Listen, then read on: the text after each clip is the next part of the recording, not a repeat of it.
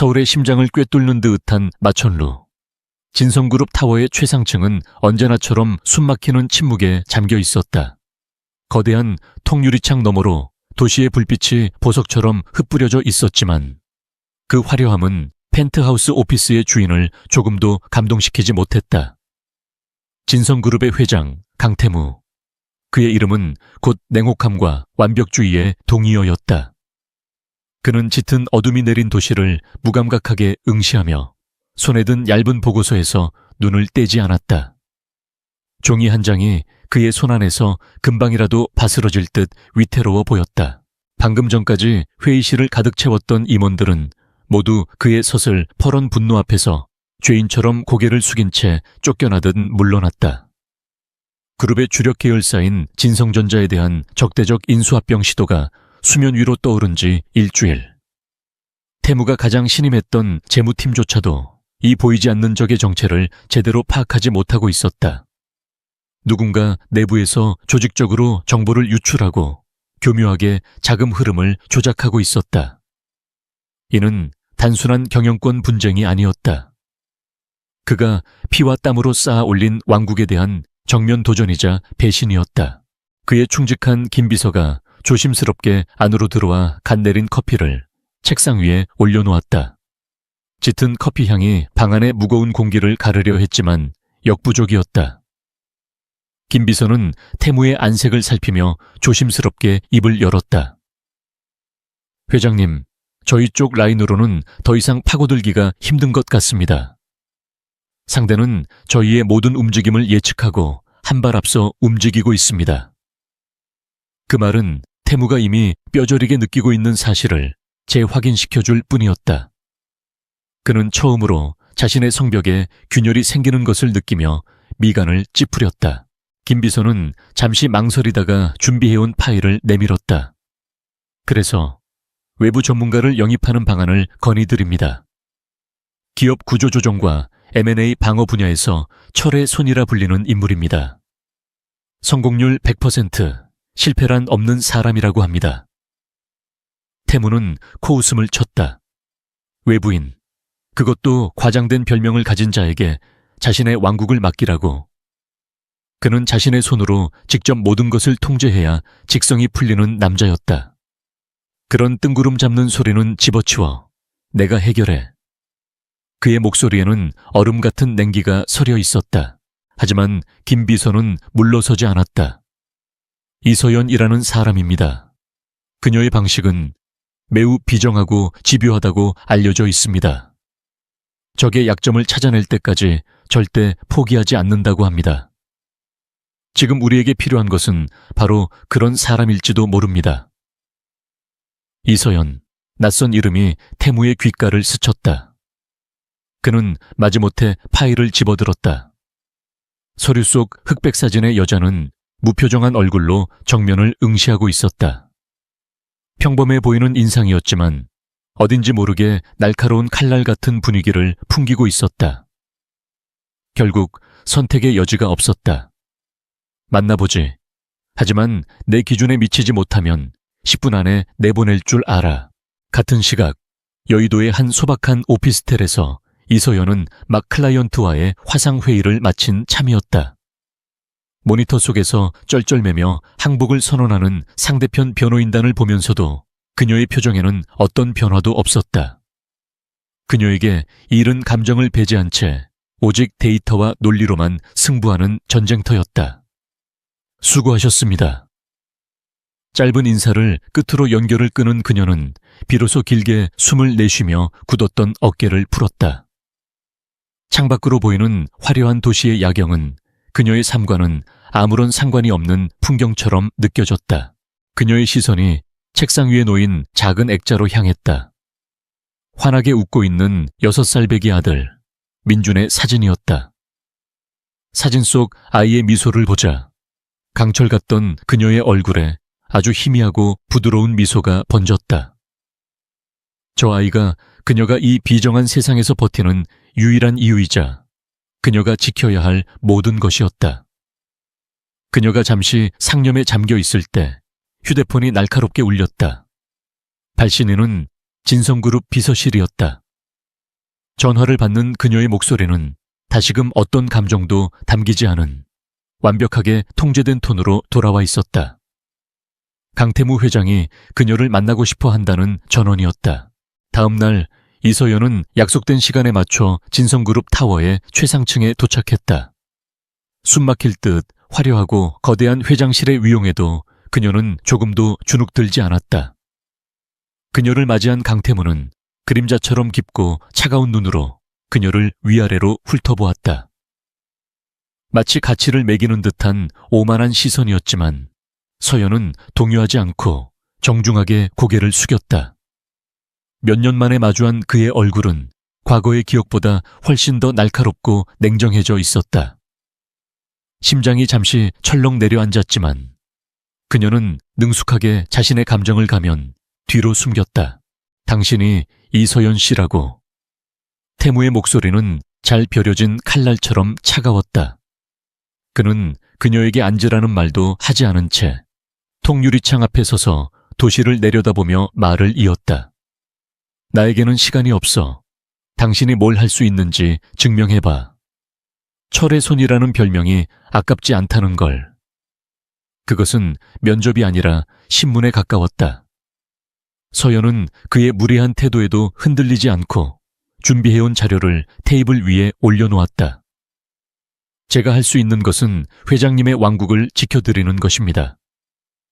하지만 그러기 위해서는 제게 정원을 주셔야 합니다. 내부의 모든 자료에 접근할 권한, 그리고 제 판단에 대한 절대적인 신뢰를 말입니다. 그녀의 당돌한 요구에 태무는 처음으로 몸을 돌려 그녀를 제대로 마주보았다. 그의 눈빛이 순간적으로 흔들리는 것을 서연은 놓치지 않았다. 그 역시 그녀를 기억하고 있을까? 아니, 그럴 리 없었다.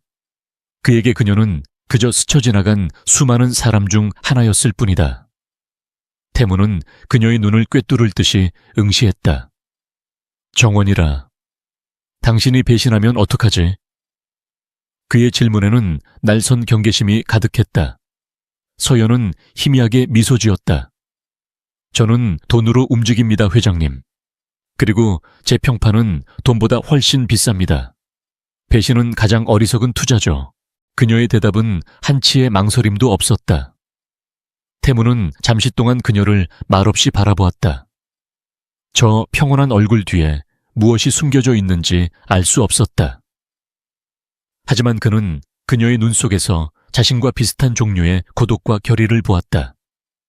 그것이 그를 움직였다. 그는 자신의 직감을 믿는 편이었고 지금 그의 직감은 저 여자를 잡으라고 말하고 있었다. 좋아, 계약하지. 하지만 명심해. 실패는 용납하지 않아.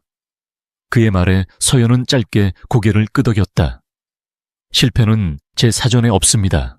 서연이 돌아서서 회장실을 나가는 순간까지 태무는 그녀의 뒷모습에서 눈을 떼지 못했다. 익숙한 듯 낯선 그녀의 존재가 그의 완벽하게 통제된 세계에 미세한 파문을 일으키고 있었다. 그는 이유를 알 수 없는 불안감과 함께 아주 오래전 잊었다고 생각했던 기억의 파편이 수면 위로 떠오르는 것을 애써 억눌렀다. 이서연. 그녀는 과연 그의 왕국을 구할 구원자가 될 것인가? 아니면 모든 것을 뒤흔들 파괴자가 될 것인가? 차가운 도시의 밤은 그 어떤 대답도 해주지 않은 채 깊어만 가고 있었다. 이서연이 진성그룹에 발을 들인 지 정확히 72시간이 지났다. 그녀에게 할당된 임시사무실은 그룹의 핵심 재무 데이터가 모이는 서버실 바로 옆 창문도 없는 작은 공간이었다. 하지만 서연은 불평 한마디 없었다. 오히려 외부의 방해 없이 문제의 본질에만 집중할 수 있는 환경을 선호했다. 그녀는 산더미처럼 쌓인 디지털 파일 속에서 밤낮을 잊은 채 보이지 않는 적의 흔적을 추적했다. 그녀의 눈은 쉴 새 없이 움직이는 숫자의 행렬 속에서 미세한 불일치, 비정상적인 자금의 흐름을 찾아내는 데에만 몰두했다. 진성그룹에 내로라 하는 재무팀원들은 그녀의 존재를 불편해 했다. 자신들의 무능을 증명하기 위해 나타난 외부인. 그들은 비협조적인 태도로 일관하며 그녀가 실패하기를 은근히 바랐다. 하지만 서연은 그런 미묘한 사내 정치에 신경 쓸 여유도 이유도 없었다. 그녀는 오직 팩트와 데이터로만 말했다. 그리고 마침내 그녀는 찾아냈다. 수천 개의 해외 법인 계좌 속에 교묘하게 숨겨져 있던 유령 회사의 존재를, 아주 적은 금액으로 수백 번에 걸쳐 이루어진 주식 매집의 흔적을.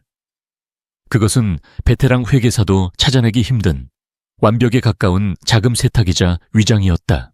서연은 자신의 발견을 정리한 보고서를 들고 곧장 최상층의 회장실로 향했다. 김 비서가 잠시 당황하며 그녀를 막아섰지만 그녀의 단호한 눈빛 앞에서 길을 비켜줄 수밖에 없었다.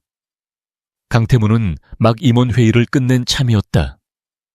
회의실의 무거운 침묵 속에서 서연은 조금의 망설임도 없이 스크린에 데이터를 띄웠다. 문제의 핵심은 외부에 있지 않았습니다. 내부에 있었습니다. 그녀의 차분한 목소리가 회의실 전체에 울려 퍼졌다.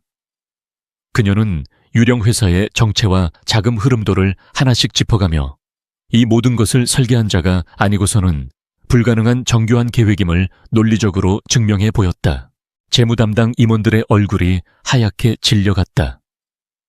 그들은 그녀의 주장에 반박하려 했지만 그녀가 제시하는 완벽한 데이터 앞에서 그들의 변명은 힘을 잃었다. 강태무는 팔짱을 낀 채 말없이 모든 과정을 지켜보고 있었다. 그의 무표정한 얼굴 뒤로 어떤 생각이 스쳐 지나가는지 아무도 알 수 없었다. 서연의 브리핑이 끝나자 그는 자리에서 일어나 그녀에게 다가왔다. 그래서 당신 생각에 범인은 누구지? 그의 질문에 회의실의 모든 시선이 서연에게로 쏠렸다. 그녀는 태무의 눈을 피하지 않고 똑바로 마주보며 대답했다. 그 답은 회장님께서 더 잘 알고 계실 겁니다. 이 정도의 정보 접근 권한과 영향력을 가진 인물은 그룹 내에 단 한 사람뿐일 테니까요. 그녀는 특정인의 이름을 거론하지 않았지만 모두가 그 답을 알고 있었다. 바로 부회장 윤진혁이었다. 회의가 끝나고 임원들이 모두 물러난 뒤 태무는 서연에게 처음으로 사무적인 어조가 아닌 다른 말투로 물었다. 어떻게 찾아냈지? 내 최고의 팀도 실패한 걸. 그의 목소리에는 미세한 호기심이 섞여 있었다. 서연은 담담하게 대답했다. 그들은 숲을 보려 했지만 저는 나무에만 집중했습니다. 거대한 흐름이 아닌 가장 작은 물방울의 움직임부터 쫓았을 뿐입니다. 그 순간 태무는 그녀에게서 강한 인상을 받았다. 그녀는 그가 지금껏 만나온 그 어떤 사람과도 달랐다. 날카롭지만 과시하지 않고 강하지만 소란스럽지 않았다. 그는 자신도 모르게 그녀를 다시 보게 되었다. 그날 밤 서연은 태무가 지시한 후속 보고서를 작성하기 위해 야근을 하고 있었다. 그런데 갑자기 휴대폰이 울렸다. 민준의 베이비시터였다. 아이가 갑자기 고열이 나서 응급실에 다녀왔고 도저히 오늘 밤에는 아이를 돌볼 수 없다는 연락이었다. 서연의 심장이 쿵 내려앉았다. 지금 당장 일을 멈추고 갈 수는 없었다. 내일 아침까지 이 보고서를 완성하지 못하면 모든 것이 수포로 돌아갈 수 있었다. 그녀는 잠시 갈등했지만 선택의 여지가 없었다. 결국 그녀는 아픈 아이를 자신의 사무실로 데려올 수밖에 없었다. 그녀가 세워둔 일과 삶의 분리라는 철칙이 무너지는 순간이었다. 작은 사무실 한쪽 구석에 가니 이불을 깔고 서연은 해열제를 먹고 잠든 민준의 이마를 쓸어주었다. 아이의 가쁜 숨소리를 들을 때마다 그녀의 마음은 칼로 베는 듯 아팠다. 내가 지금 여기서 무얼 하고 있는 걸까? 이런 괴로운 생각들이 머릿속을 맴돌았지만 그녀는 다시 컴퓨터 앞으로 돌아가 일에 집중하려 애썼다. 얼마나 시간이 흘렀을까? 노크 소리도 없이 사무실 문이 벌컥 열렸다. 강태무였다. 그 역시 잠을 이루지 못하고 회사로 돌아와 그녀의 진행 상황을 확인하러 온 것이었다. 태무는 사무실 안으로 들어서는 순간 소파에 잠들어 있는 작은 아이를 보고 그대로 멈춰 섰다. 그의 얼굴에 당혹감이 스쳐 지나갔다. 서연 역시 놀라 자리에서 벌떡 일어났다. 그녀의 얼굴이 하얗게 질렸다. 죄송합니다, 회장님. 갑자기 사정이 생겨서 아이를 맡길 곳이 없었습니다. 업무에 방해가 되지는 않을 겁니다. 그녀는 자신도 모르게 변명하고 있었다. 태무는 아무 말 없이 아이에게로 다가갔다. 잠든 아이의 얼굴은 붉게 상기되어 있었고 숨소리가 고르지 못했다. 그때 칭걸거리며 잠에서 깬 민준이 천천히 눈을 떴다. 아이는 낯선 남자를 보고도 울지 않고 그저 커다란 눈으로 빤히 쳐다볼 뿐이었다. 어색한 침묵이 흘렀다. 태무는 생전 처음 겪어보는 이 상황에 어떻게 대처해야 할지 몰랐다. 그는 시선을 어디에 둬야 할지 몰라 방황하다가 문득 벽에 걸린 거대한 추상화에 눈길을 주었다. 그리고 바로 그 순간 민준이 작은 손가락으로 그 그림을 가리키며 잠긴 목소리로 말했다. 저 나무, 엄마가 그린 그림이랑 똑같이 생겼어요. 외로운 나무. 그 한마디에 강태무는 마치 번개를 맞은 것처럼 그 자리에 얼어붙었다. 외로운 나무. 그것은 몇 년 전 그와 그녀가 제주도의 한 언덕에서 함께 보았던 홀로 비바람을 맞으며 서 있던 그 나무의 이름이었다.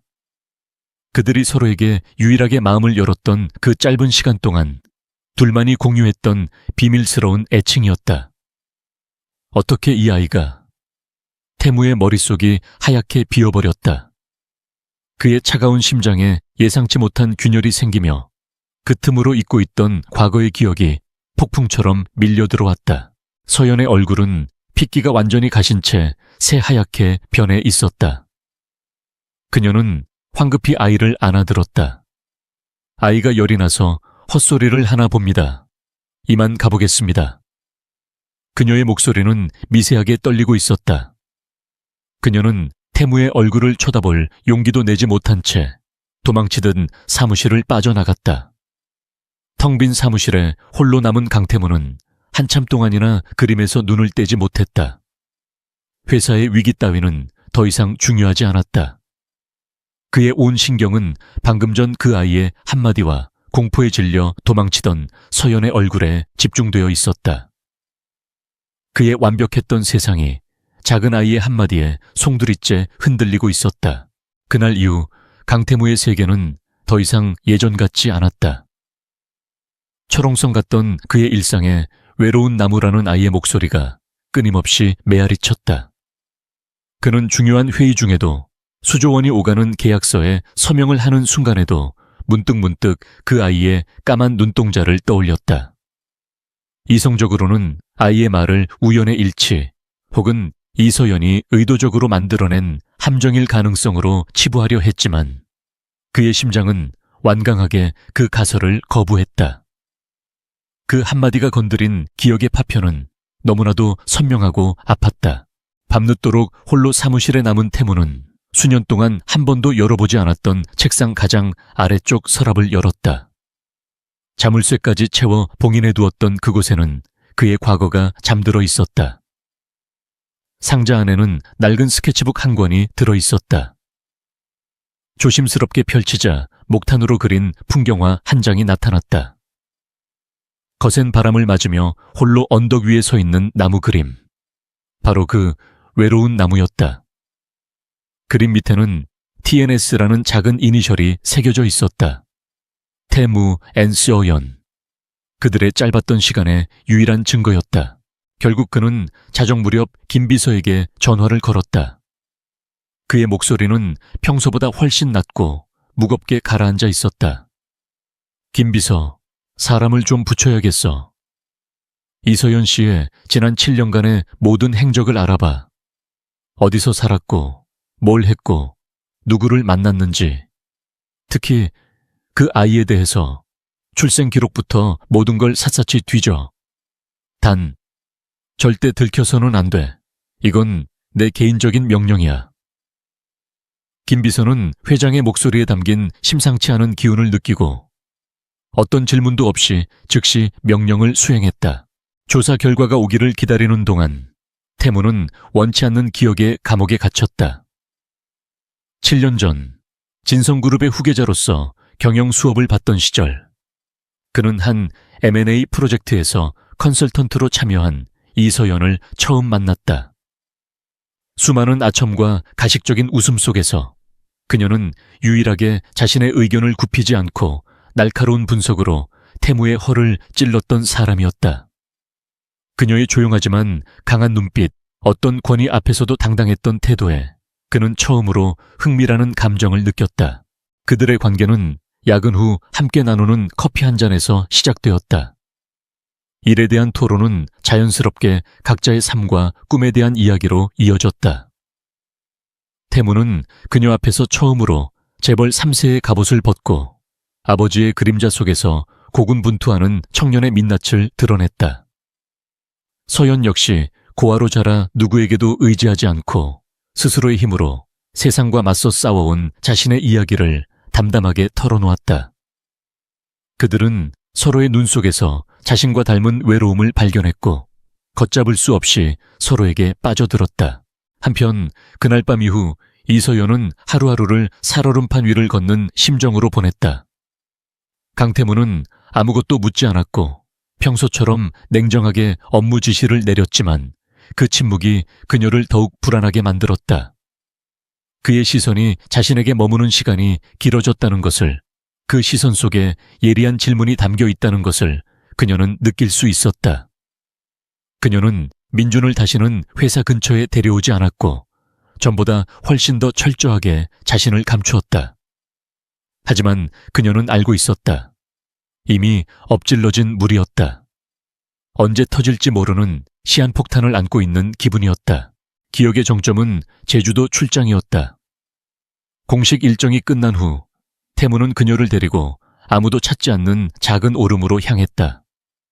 그리고 그곳에서 그들은 그 외로운 나무를 만났다. 세찬 해풍에 모든 가지가 한쪽으로 휘어버린 채 꿋꿋하게 홀로 언덕을 지키고 있는 나무였다. 태무는 그 나무를 보며 씁쓸하게 중얼거렸다. 저 나무 꼭 나갔군. 그러자 서연이 부드럽게 대답했다. 아니요. 외로워 보이지만 세상에서 가장 강한 나무예요. 그녀의 따뜻한 위로에 태무의 마음속 얼음벽이 처음으로 녹아내렸다. 그는 처음으로 누군가와 자신의 영혼을 공유하고 있다는 느낌을 받았다. 그날 그 나무 아래서 그들은 처음으로 입을 맞췄다. 며칠 후 김 비서가 가져온 비밀 보고서가 태무의 책상 위에 놓였다. 얇은 서류 봉투였지만 그 무게는 청은망은처럼 느껴졌다. 그는 마른 침을 삼키며 봉투를 열었다. 안에는 이서연의 지난 7년간의 삶이 압축되어 있었다. 명문대를 우수한 성적으로 졸업한 후 그녀는 호련히 유학을 떠났고 그곳에서 아이를 낳았다. 귀국 후에는 작은 컨설팅 회사를 전전하며 악착같이 돈을 벌었다. 그녀의 삶은 고단하고 치열했지만 그 어떤 남자나 스폰서의 흔적도 없었다. 보고서의 마지막 장에는 민준의 출생증명서 사본과 함께 유치원 행사에서 찍힌 아이의 사진 몇 장이 첨부되어 있었다. 태무는 저도 모르게 숨을 멈췄다.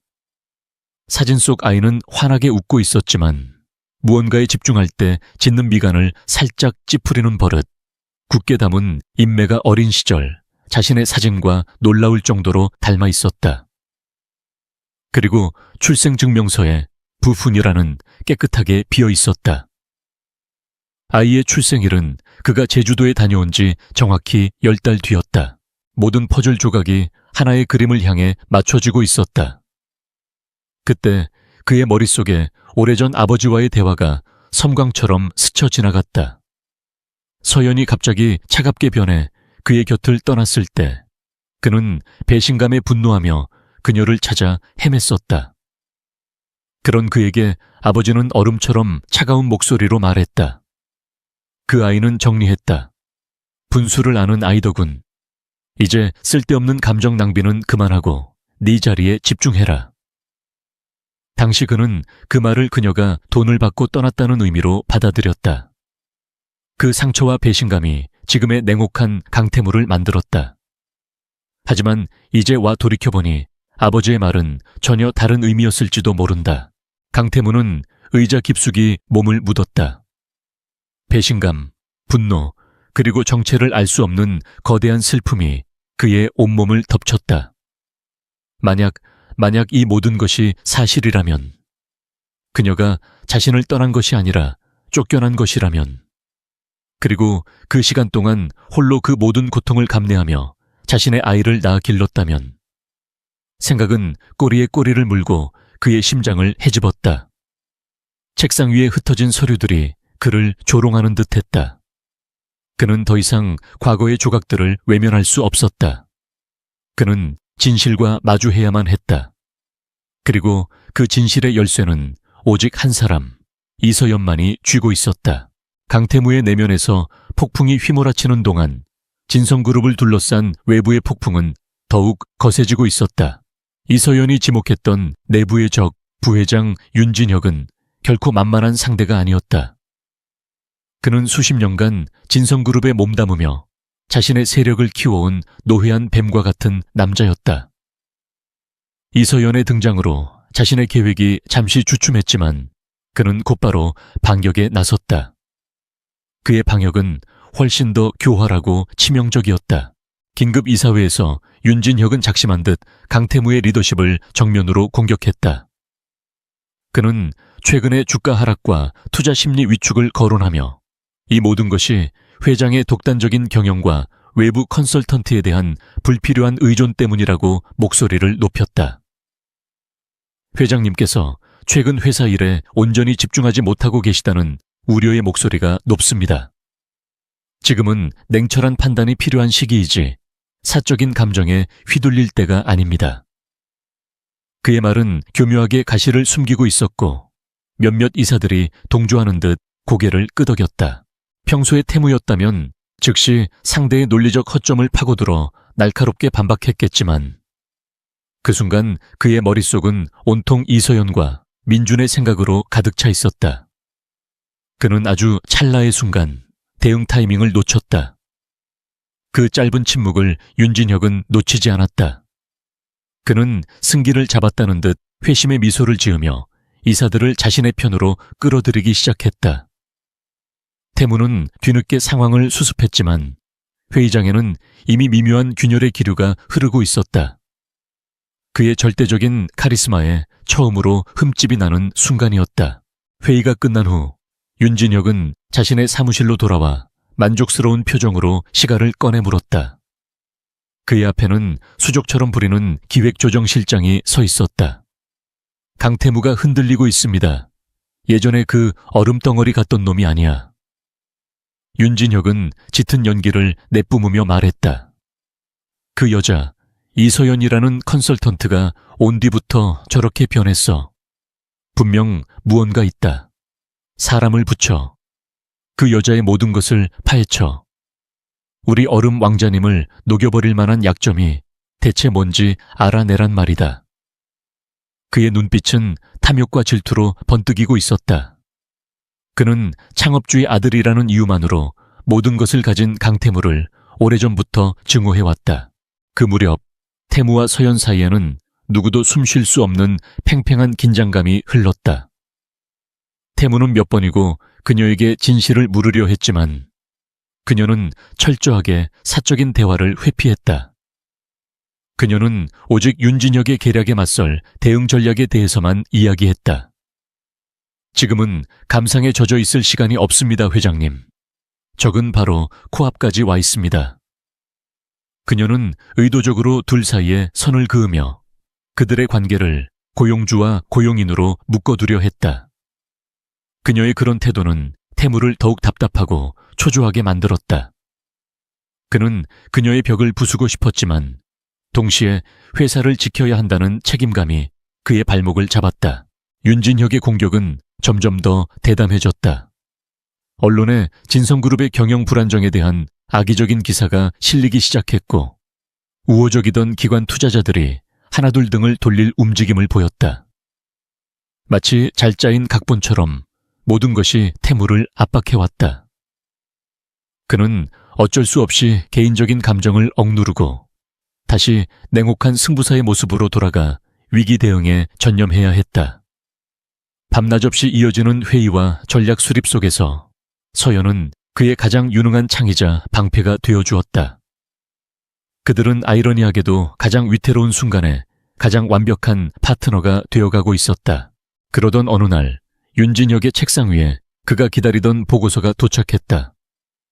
그가 심어둔 심부름꾼이 가져온 이서연에 대한 뒷조사 파일이었다. 그는 여유롭게 보고서를 한 장씩 넘겼다. 그녀의 학력, 경력, 별다른 특이점은 없었다. 하지만 마지막 장에 이르렀을 때 그의 손이 멈칫했다. 아이의 출생 기록과 사진, 그리고 그 아이의 아버지 칸이 비어있다는 사실. 윤진혁의 입가에 교활한 미소가 번지기 시작했다. 그는 즉시 이서연과 강태무가 함께 일했던 7년 전 프로젝트 기록을 확인시켰다.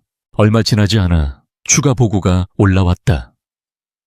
두 사람이 제주도 프로젝트 당시 비공식적으로 함께 시간을 보냈다는 증언과 아이의 출생 시기가 그 시점과 정확히 일치한다는 분석이었다. 윤진혁은 자리에서 벌떡 일어났다. 그는 믿을 수 없다는 듯 웃음을 터뜨렸다. 이럴 수가. 완벽해. 이것은 신이 내게 주신 기회야. 완벽주의자 강태무의 유일한 아킬레스건. 숨겨둔 여자와 아이. 이것보다 더 확실한 무기는 없었다. 이것 하나만 터뜨리면 강태무의 깨끗한 이미지는 산산조각 나고 보수적인 이사회와 주주들은 그에게서 등을 돌릴 것이 분명했다. 그는 즉시 행동에 나서지 않았다. 뱀처럼 신중하게 가장 효과적인 순간을 기다렸다. 그는 이사들을 포섭해 긴급 임시 주주총회 소집을 추진했다. 경영 쇄신을 명분으로 회장 해임안을 상정할 계획이었다. 그리고 바로 그 공개적인 자리에서 모든 언론과 주주들이 지켜보는 앞에서 이 폭탄을 터뜨릴 생각이었다. 그것은 단순한 해임이 아니었다. 강태무라는 인물에 대한 공개적인 처형이자 사회적 매장이 될 터였다. 그 무렵부터 서연은 누군가 자신을 감시하고 있다는 불길한 느낌을 받기 시작했다. 집 앞에 낯선 차가 몇 시간이고 서 있거나 유치원 근처에서 의심스러운 남자가 서성이는 것을 몇 번 목격했다. 그녀의 불안감은 극에 달했다. 이것은 더 이상 단순한 기업 간의 싸움이 아니었다. 적의 칼끝이 그녀의 가장 소중한 것, 민준을 향하고 있었다. 폭풍은 더 이상 먼 곳에 있지 않았다. 이미 그들 모자의 삶 바로 위에서 거대한 소용돌이가 모든 것을 삼킬 준비를 하고 있었다. 강태무는 더 이상 추측과 기억의 파편만으로 자신을 고문할 수 없었다. 그는 확인이 필요했다. 누구도 부정할 수 없는 얼음처럼 차가운 과학적 증거. 그는 김 비서를 통해 이서연의 집에서 나온 쓰레기를 비밀리에 수거하도록 지시했다. 그리고 그 안에서 민준이 사용한 것이 분명한 작은 칫솔 하나를 확보했다. 자신의 머리카락 몇 올과 함께 그는 그것을 국내 최고의 유전자 감식기관으로 보냈다. 결과를 기다리는 며칠 동안 그는 한 시간을 핏물이 마르는 고통 속에서 버텨냈다. 마침내 결과가 도착했다. 얇은 서류 한 장이었지만 그 안에는 한 남자의 세계를 통째로 뒤흔들 만한 내용이 담겨 있었다. 친자 관계 확률 96.29%. 태무는 그 숫자를 몇 번이고 반복해서 읽었다. 기계적으로 나열된 숫자들이 그의 심장을 얼리고 동시에 불태우는 것 같았다. 분노, 배신감, 황홀함, 그리고 지독한 후회. 이름 붙일 수 없는 감정들이 거대한 해일처럼 그를 덮쳤다. 그는 7년 동안 존재조차 몰랐던 아들이 있었다. 그리고 그 사실을 한 여자가 철저하게 숨겨왔다. 그는 더 이상 기다릴 수 없었다. 그날 밤 그는 운전기사를 물리고 직접 차를 몰아 이서연의 아파트 앞으로 향했다. 화려한 강남의 주상복합이 아닌 평범한 사람들이 모여 사는 낡은 아파트 단지였다. 그녀가 그동안 얼마나 고단한 삶을 살아왔는지 짐작하게 하는 풍경이었다. 그는 차 안에서 불 꺼진 그녀의 집 창문을 응시하며 머릿속으로 수백 번도 더 그녀와의 대화를 시뮬레이션 했다. 하지만 어떤 말로 시작해야 할지, 어떤 표정을 지어야 할지 도무지 알 수 없었다. 자정이 가까워질 무렵 택시 한 대가 아파트 입구에 섰고 그토록 기다리던 이서연의 모습을 드러냈다. 야근으로 지친 기색이 역력했다. 태무는 차에서 내려 어둠 속에서 그녀의 앞을 막아섰다. 갑자기 나타난 그의 모습에 서연은 소스라치게 놀라며 뒷걸음질 쳤다. 회장님, 여긴 어쩐 일로? 그녀의 목소리가 불안하게 떨렸다. 태무는 아무 말 없이 그녀의 팔을 붙잡았다. 그의 소나기는 강철처럼 단단했다. 얘기 좀 해, 채타. 그의 목소리에는 거부할 수 없는 위압감이 서려 있었다. 태무는 차를 몰아 인적이 드문 한강공원 주차장으로 향했다. 강물 위로 도시의 불빛이 차갑게 부서지고 있었다. 그는 엔진을 끈 뒤 옆자리에 서연을 돌아보지 않은 채 유전자 감식 결과 보고서를 그녀의 무릎 위로 던졌다. 이게 뭔지 설명해봐. 얼음장 같은 그의 목소리에 서연은 천천히 서류를 집어들었다. 첫 줄을 읽는 순간 그녀의 얼굴에서 모든 핏기가 사라졌다. 그녀가 가장 두려워했던 순간, 7년 동안 필사적으로 피하고 싶었던 심판의 날이 오고야 만 것이었다. 왜 그랬어? 태무가 마침내 그녀를 돌아보며 물었다. 그의 눈빛은 분노와 상처로 이글거리고 있었다. 왜 내게 말하지 않았지? 7년이야. 7년 동안 넌 내 아들을 숨기고 나를 완벽하게 속였어. 그의 목소리는 낮게 으르렁거렸다. 서연은 입술을 깨물었다. 그녀의 어깨가 가늘게 떨리고 있었다. 말할 수 없었어요. 말할 수 없었다고. 그게 네가 할 수 있는 변명의 전부인가? 혹시 돈 때문이었나? 내 아버지가 준 돈이 내 아들의 존재를 숨길 만큼 충분했던 건가? 그는 가장 잔인한 말로 그녀의 심장을 찔렀다. 그 순간 서연의 눈에서 불꽃이 튀었다. 그녀는 더 이상 두려움에 떠는 약한 여자가 아니었다. 돈, 당신은 아직도 그렇게 생각하는군요. 그녀의 목소리에는 경멸과 슬픔이 뒤섞여 있었다. 당신 아버님은 제게 선택지를 주셨어요. 당신 곁에서 사라지거나 아니면 당신의 미래가 산산조각 나는 걸 지켜보거나. 당신 집안 사람들에게 저는 당신의 앞길을 막는 미천한 고아일 뿐이었어요. 그런 세상에 당신을 꼭 닮은 아이를 데리고 나타나서 제 아들이라고 말했어야 했나요? 당신의 아들이라고 말하는 순간 그 아이는 당신들 싸움에 가장 좋은 무기가 되었을 텐데. 그녀의 절규가 좁은 차 안을 가득 채웠다. 서연의 말은 비수가 되어 태무의 심장에 박혔다. 그는 처음으로 자신이 아니라 그녀의 입장에서 지난 7년을 생각해 보았다. 아버지가 그녀에게 어떤 모욕적인 말을 했을지, 그녀가 홀로 아이를 낳고 기르며 어떤 공포와 싸워야 했을지. 그의 분노는 순식간에 재가 되어 흩어지고 그 자리에는 거대한 죄책감과 슬픔이 밀려왔다. 그는 자신이 얼마나 어리석고 이기적인 생각에 사로잡혀 있었는지 깨달았다. 그는 그녀를 비난할 자격이 없었다. 왜 내게 와서 말하지 않았어? 내가 지켜줄 수 있었잖아. 그의 목소리가 힘없이 갈라졌다. 서연은 창밖을 바라보며 눈물을 삼켰다. 어떡해요? 당신은 진성그룹의 황태자였고 저는 아무것도 가진 게 없었어요. 당신을 믿었다가 만약 당신마저 나를 외면했다면 나와 내 아이는 세상의 조롱거리밖에 되지 않았을 거예요. 저는 민준이를 그렇게 만들 수 없었어요. 그들의 대화는 더 이상 이어지지 않았다. 두 사람 모두 지난 7년의 오해와 상처의 무게에 짓눌려 아무 말도 할 수 없었다. 그들 사이의 얼음벽은 산산조각 났지만 그 자리에는 날카로운 파편들만이 남아 서로를 아프게 할 뿐이었다. 한참의 침묵 끝에 태무가 힘겹게 입을 열었다.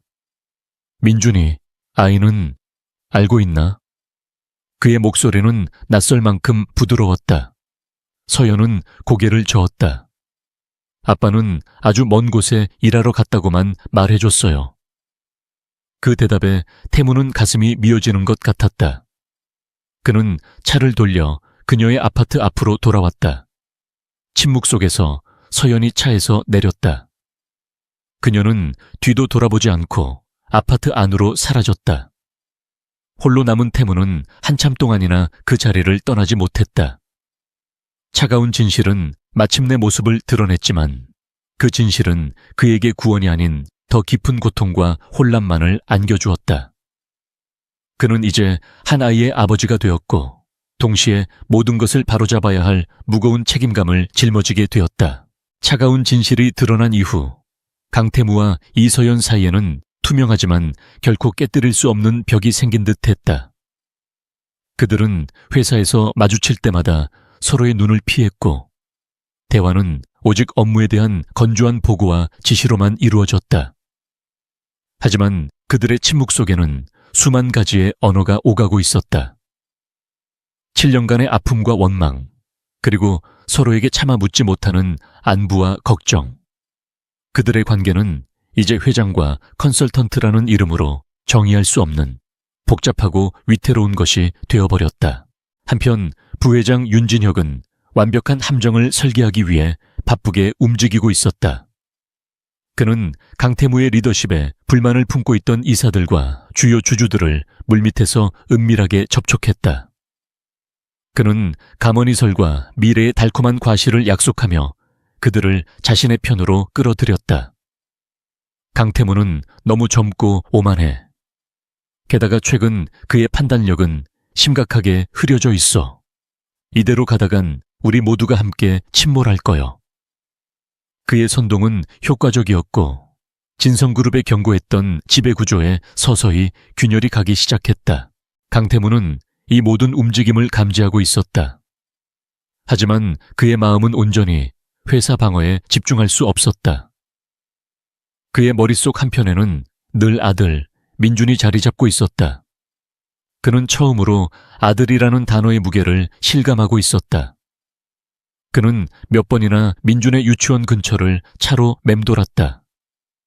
다른 아이들과 어울려 해맑게 웃고 있는 아이의 모습을 멀리서 지켜볼 때마다 그의 가슴에는 칼날 같은 아픔과 뜨거운 무언가가 동시에 차올랐다. 7년의 세월을 놓쳐버린 아버지로서의 죄책감, 그리고 이제라도 모든 것을 되돌리고 싶은 간절한 열망이었다. 이서연의 불안감은 날이 갈수록 커져만 갔다. 윤진혁의 칼끝이 자신과 민준을 향하고 있다는 것을 직감했기 때문이다. 그녀는 다시 도망쳐야 하는 건 아닌지 밤새 고민했다. 모든 것을 버리고 아무도 모르는 곳으로 떠나면 적어도 아이는 지킬 수 있을 터였다. 하지만 그녀는 동시에 알고 있었다. 이번에 도망치면 평생을 그림자 속에서 살아야 한다는 것을. 그리고 강태무라는 거대한 폭풍의 중심에 있는 한 어디로 가든 결코 안전할 수 없다는 것을. 그녀는 진퇴양난의 늪에 빠져 있었다. 마침내 올 것이 오고야 말았다. 윤진혁이 소집한 긴급 임시 주주총회 공고가 전격적으로 발표되었다. 안건은 현 경영진에 대한 불신임 및 회장 해임의 건이었다. 전면전이 선포된 것이다. 강태무와 이서연은 즉시 대책회의에 들어갔다. 그들은 윤진혁이 가진 패를 분석했지만 단지 경영 실책만으로는 이토록 자신만만하게 나올 수 없다는 결론에 이르렀다. 그에게는 이 모든 판을 뒤엎을 결정적인 한 방이 있을 터였다. 그날 오후 태무와 서연은 복도에서 윤진혁과 정면으로 마주쳤다. 윤진혁은 승리자의 여유로운 미소를 지으며 그들에게 다가왔다. 그는 태무의 어깨를 가볍게 치며 의미심장한 말을 던졌다. 회장 자리는 무거운 자리야. 특히 사생활이 복잡하면 더더욱 그렇지. 비밀이라는 건 말이야. 참 위험한 거거든. 다음 세대에게까지 영향을 미칠 수 있으니 말이야. 그의 목소리는 부드러웠지만 그 안에 담긴 도끼는 비수처럼 날아와 두 사람의 심장에 박혔다. 다음 세대. 그 단어를 듣는 순간 서연의 얼굴이 하얗게 질렸고 태무의 눈빛은 살얼음처럼 차갑게 변했다. 이제 모든 것이 명확해졌다. 윤진혁의 무기는 바로 민준이었다. 그날 밤 태무는 처음으로 서연의 아파트를 다시 찾아갔다. 지난번처럼 강압적인 태도가 아니었다. 그는 초인종을 눌렀고 문이 열릴 때까지 묵묵히 기다렸다. 문을 연 서연의 얼굴에는 체념과 두려움이 뒤섞여 있었다. 그녀는 말없이 그를 안으로 들였다. 더 이상 분노도 원망도 남아있지 않았다. 오직 공동의 적을 눈앞에 둔 동지 혹은 함께 처형대에 오를 운명 공동체만이 존재할 뿐이었다.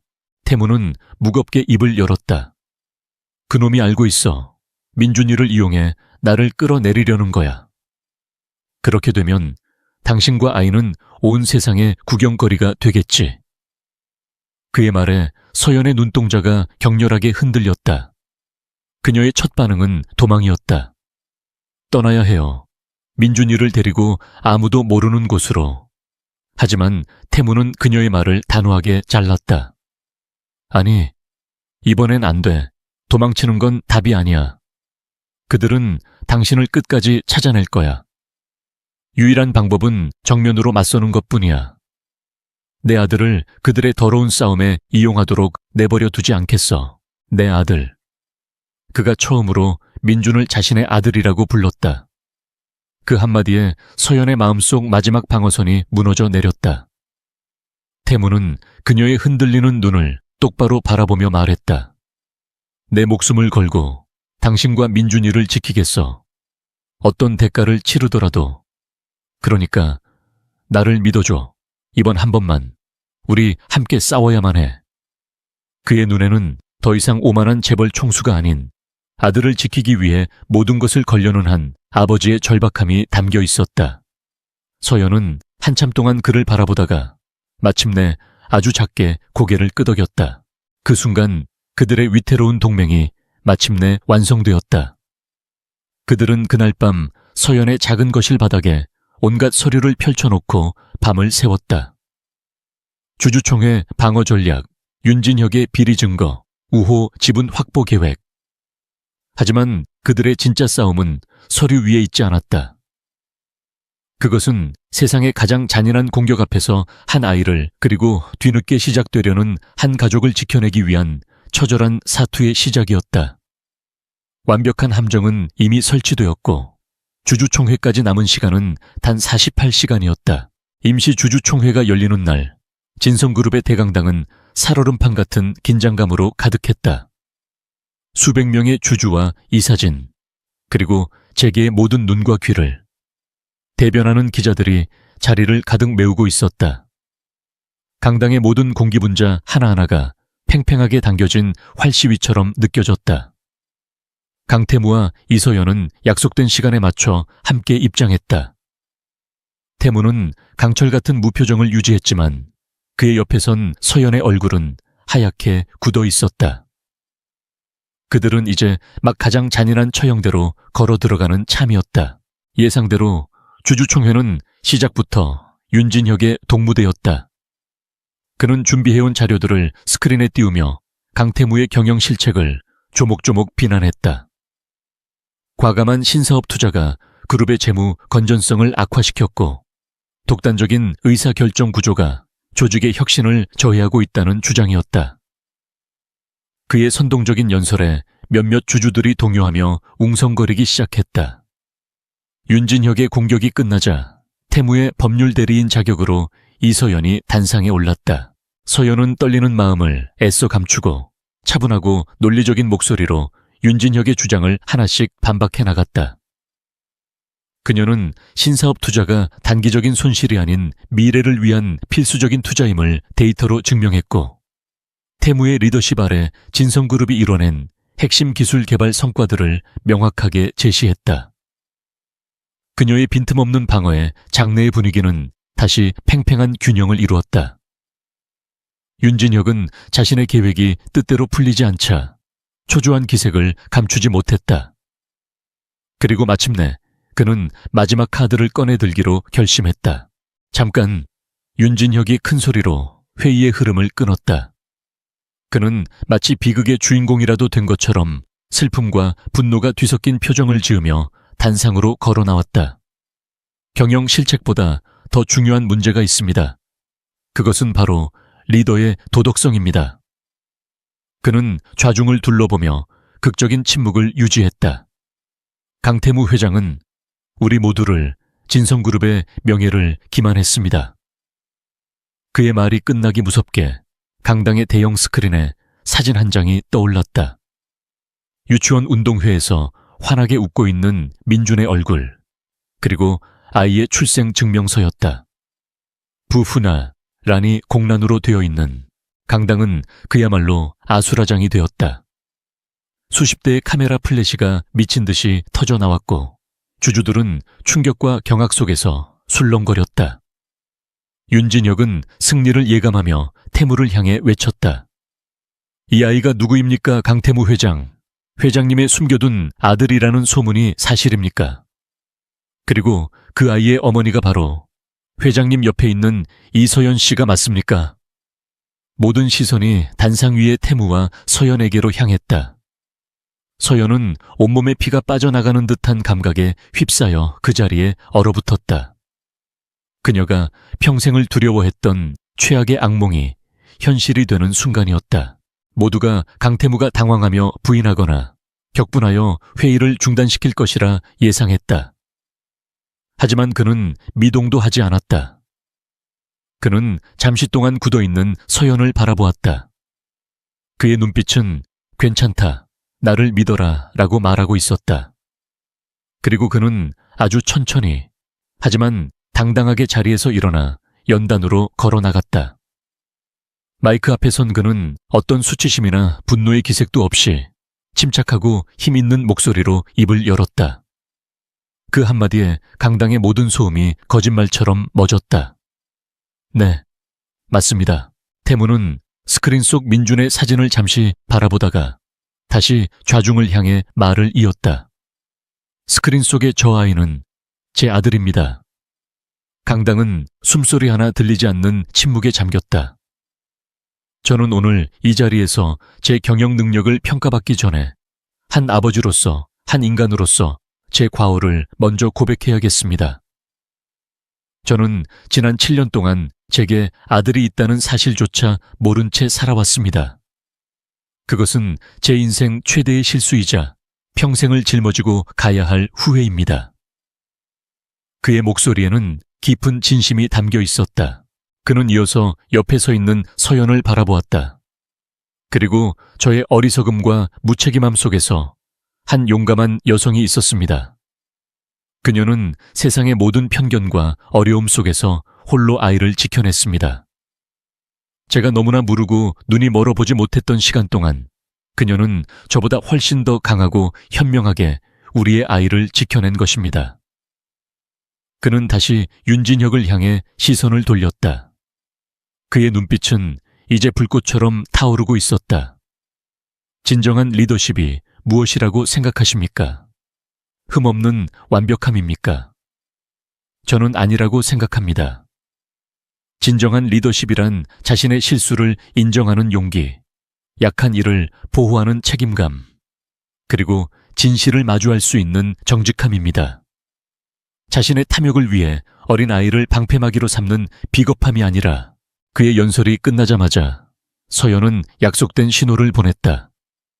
스크린의 화면이 바뀌며 윤진혁의 비자금 계좌 내역과 횡령, 내부자 거래의 증거들이 낱낱이 펼쳐졌다. 그것은 서연과 태무가 지난 48시간 동안 밤을 새워 정리한 윤진혁의 모든 범죄에 대한 완벽한 증거 자료였다.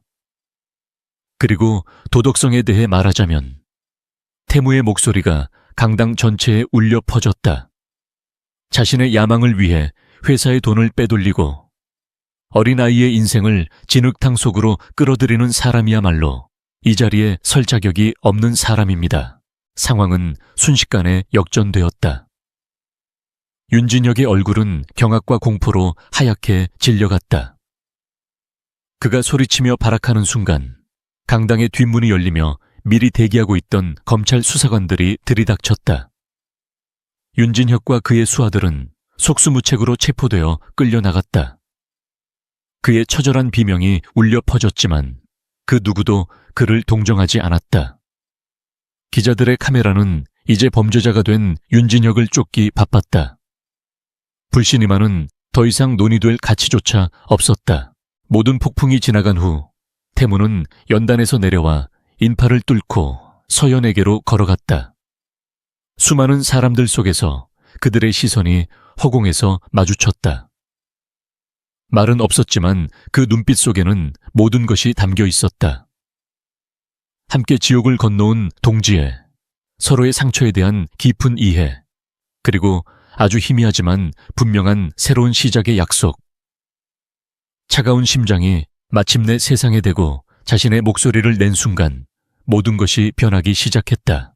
주주총회에 폭풍이 휩쓸고 간 다음 날, 대한민국은 온통 진성그룹의 이야기로 들끓었다. 언론의 헤드라인은 비밀의 아들을 둔 비정한 총수에서 모든 것을 걸고 진실을 택한 책임감 있는 리더로 하루아침에 바뀌어 있었다. 윤진혁의 추악한 범죄 행각과 강태무의 용기 있는 고백이 극적인 대비를 이루면서 여론은 놀랍게도 강태무에게 동정적이고 우호적인 방향으로 흘러갔다. 그의 정직함이 오히려 대중의 신뢰를 얻은 것이다. 진성그룹의 주가는 잠시 출렁인 후 오히려 이전보다 더 높은 상승세로 돌아섰다. 위기는 그렇게 기회가 되었다. 윤진혁과 그의 일파는 검찰의 강도 높은 수사 끝에 구속 기소되었다. 그들이 수년간 저질러온 횡령과 배임, 주가 조작 혐의가 낱낱이 밝혀지며 그들은 법의 엄정한 심판을 받게 되었다. 진성그룹은 대대적인 내부 정화 작업을 거쳤고 강태무는 이전보다 훨씬 더 강력하고 안정적인 리더십으로 그룹을 장악했다. 회사의 폭풍은 그렇게 완벽하게 잠잠해졌다. 하지만 강태무에게는 아직 정리해야 할 그의 인생에서 가장 중요한 폭풍이 남아있었다. 그는 이서연에게 만남을 청했다. 회사가 아닌 제3의 장소에서였다. 그들은 한적한 갤러리에서 만났다. 공교롭게도 갤러리 중앙에는 비바람을 막고 선 외로운 나무를 그린 거대한 유화가 걸려 있었다. 태무는 그림 앞에 서서 서연에게 처음으로 진심 어린 사과를 건넸다. 미안합니다. 당신이 겪었을 고통을 너무 늦게 알았습니다. 나의 아버지가 그리고 나의 어리석음이 당신에게 씻을 수 없는 상처를 줬습니다. 그의 사과에 서연은 담담하게 고개를 저었다. 지난 일입니다. 저 역시 당신을 조금 더 믿었어야 했습니다. 그들은 더 이상 과거를 탓하지 않았다. 대신 조심스럽게 미래를 이야기하기 시작했다. 민준이를 위해, 그리고 어쩌면 그들 자신을 위해. 주말 오후 태무는 난생 처음으로 장난감 가게에 들러 로봇을 사고 꽃집에서 작은 화분을 산 뒤 서연의 아파트로 향했다. 현관문 앞에서 그는 몇 번이나 심호흡을 했다. 수조 원짜리 계약을 앞두고도 떨어본 적 없는 심장이 미친 듯이 뛰고 있었다. 서연이 문을 열어주었고 거실에서는 민준이가 레고를 조립하며 놀고 있었다. 아이는 낯선 남자의 등장에 경계심 가득한 눈으로 그를 올려다보았다. 서연이 아이의 눈높이에 맞춰 쪼그려 앉아 부드럽게 말했다. 민준아, 이 아저씨 기억나? 엄마가 전에 말했지. 아빠가 아주 먼 곳에서 오랫동안 일하고 있다고. 이제 그 일이 다 끝나서 민준이를 보러 오셨어. 아이의 까만 눈동자가 태무를 향했다. 태무는 마른 침을 삼키며 아이 앞에 조심스럽게 다가가 앉았다. 그는 준비해온 로봇을 내밀었다. 민준이는 로봇을 잠시 보다가 고개를 들어 태무를 유심히 쳐다보더니 아주 작은 목소리로 물었다. 아저씨가 외로운 나무예요?